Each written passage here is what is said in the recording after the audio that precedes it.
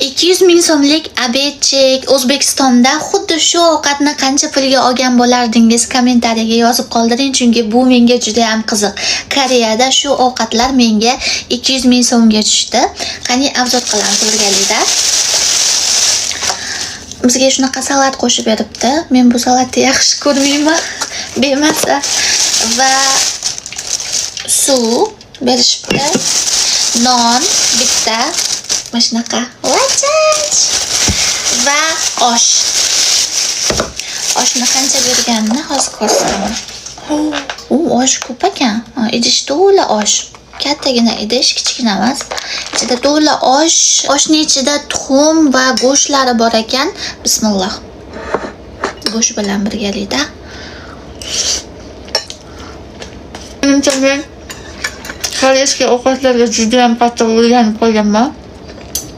Menga sho'rdek tuyulyapti osh. Bodanli kimchilar bilan jo'rga kerak. Va Flavis degan ichimlikgacha zakaz qildim. Men bu ichimlikni birinchi marta ichib ko'rishim. Oy.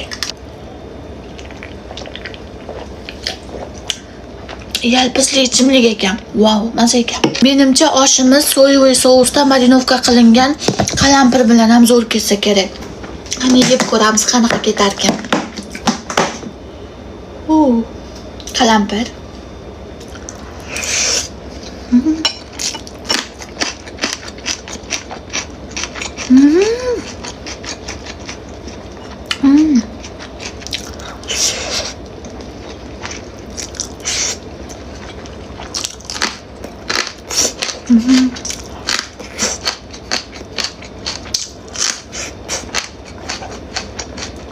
So'yli sousda marinovka qilinadigan qalampir retseptini qo'yganman. Bemalol profilimga o'tib ko'rsangiz bo'ladi. Xuddi shu obed sizga O'zbekistonda qancha so'mga tushadi? Kommentariyaga yozib qoldiring.